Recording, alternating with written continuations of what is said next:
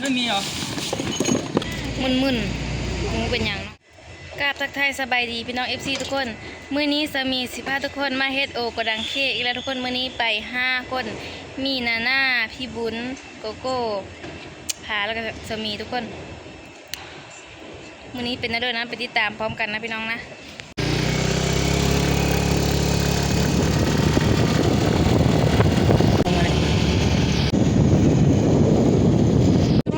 มาถึงแล้วอันนี้ก็คืองานที่เพิ่นเกียมไว้ให้เฮาเฮ็ดในมื้อนี้พี่น้องเยอะแยะมากมายหลายกองแห้งนะมาฮอดต้องไปสแกนนิ้วก่อนนะโอ้ย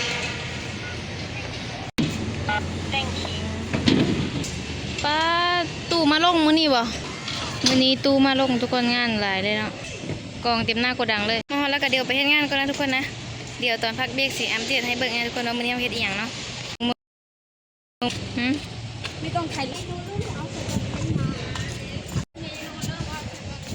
มาฮอดแล้วเอาน้ำมาให้เลยทุกคนอันนี้ชานมไข่มุกหรือเปล่าเดี๋ยวละต่อละไม่เหมือนกันเหรอเหมือนกันเอากับแพ็คกล้องแล้วก็ใส่งานแล้วไป2 เดือนทุกคนตอนนี้งานมาใหม่เรื่อยๆทุกคนมื้อนี้งานอะไรอันนั้นคือที่เฮาแพ็คแล้วไปแล้วนะทุกคนนะเฮากับแพ็คกล้องแล้วก็ยัดของใส่กล้องทุกคนงานกับประมาณนี้นะตอนนี้แม่นพักกินข้าวทุกคนกินข้าวก่อนพักกินข้าว30 นาทีนะพี่น้อง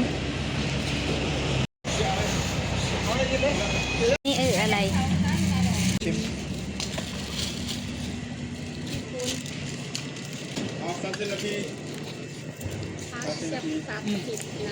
นาทีฮิปปิ้นเลย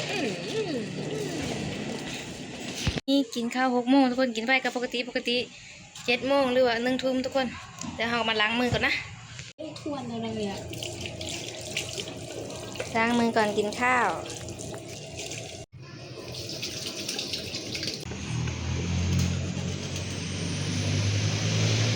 เดี๋ยวล้างมือเนาะ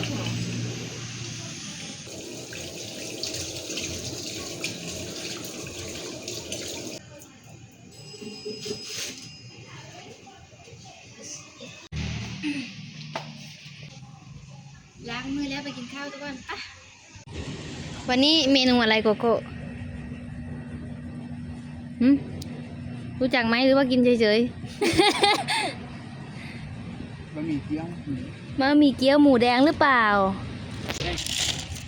มาทุกคนมาจิบแปลกๆนะอันนี้ได้แล้วก็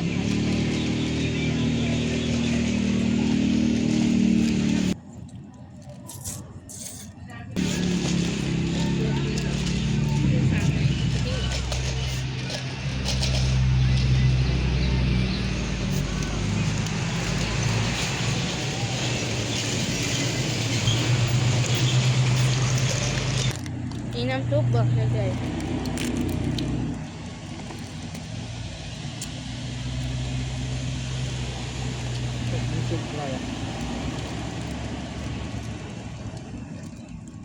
เราไม่ได้ทอดที่นี่บ่เนี่ย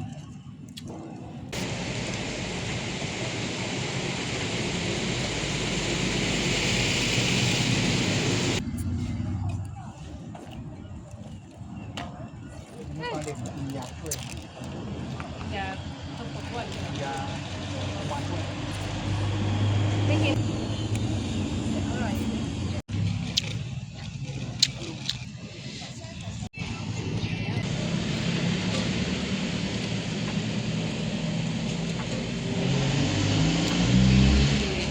อิ่มนะทุกคนหากระพานไป15 นาทียังมีเวลาพักอีก15 นาทีนะทุกคนตอนนี้เพื่อนก็เริ่มปรับปรุงเวลาพักกินข้าวแล้วนะพี่น้องนะเรากินข้าวอิ่มแล้วก็นั่งพักก่อนจะน้อยแล้วก็ตั้งเฮ็ดงานต่อทุกคนบรรยากาศตอน6 โมงก็สิประมาณนี้พี่น้อง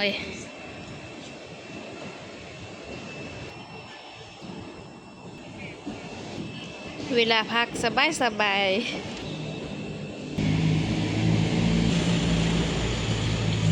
นี่ก็รถที่เราใช้ยกของคือตัวนี้มันใช้แห้งทุกคนตัวนี้ซัดแบตไฟฟ้า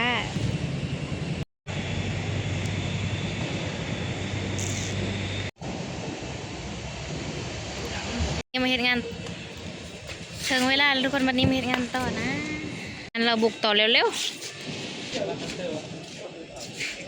รอบต่อมาแพ็คแครอทพี่น้อง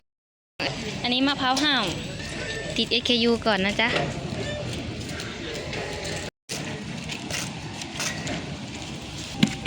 นี่ ไม่เปิดเหรอไม่มีเหรอ ไม่เป็นไร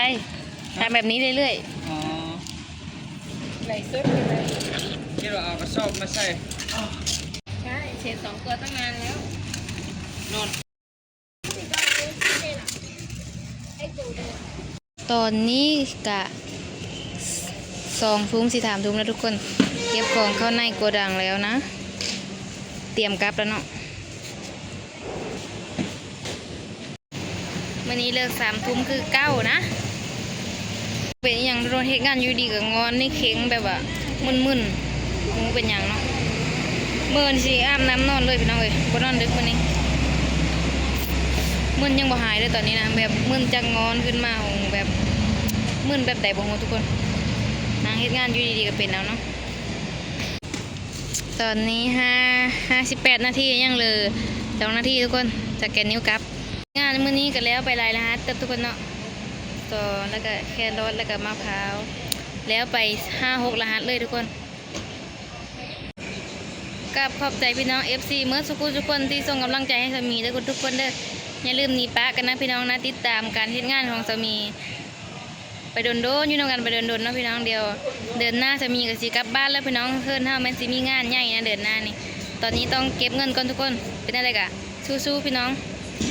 เดือนหน้าแม่นเฮาก็สิลางานประมาณ15 วันเลยนะพี่น้องนะกลับบ้านรอบนี้นะเพราะว่าถ้ามีเวทนะทุกคนหลังจากกลับมาแล้วก็สิอยู่ยาวอยู่พี่น้องเนาะเดี๋ยวเดือน2เฮาสิกันสิลากลับบ้านนะพี่น้องแล้ววางที่เฮามีงานเฮาก็เฮ็ดงานไปเรื่อยๆทุกคนสำหรับ OT ก็แม่นบางมื้อก็มีบางมื้อก็ไม่มีนะพี่น้องเฮาพัดเปลี่ยนกันมาจนโกดังเฮาก็บ่ค่อยมีทุกคนมีแต่วันจันทร์ออเดอร์ไลน์แล้วก็หลังจากนั้นก็ไปเฮ็ดงานโกดังข้างๆนะทุกคนมาวันนี้สามีก็สิขอจบคลิปลงเพลงเท่านี้ทุกคนเด้อสามีก็กราบขอบใจพี่น้อง FC เมื่อสุกคนที่ติดตามรับชมรับเบิ่งมาจนจบนะทุกคนเนาะอย่าลืมกดไลค์กดแชร์กดติดตามเพื่อเป็นกำลังใจสามีให้คลิปต่อไปในเด้อพี่น้องเด้อสแกนนิ้วกลับห้องก่อนพี่น้องพักผ่อนมื้ออื่นก็มาเฮ็ดงานต่ออีกนะทุกคนนะแล้วพบกันใหม่ในคลิปวิดีโอหน้าพี่น้องบ๊ายบาย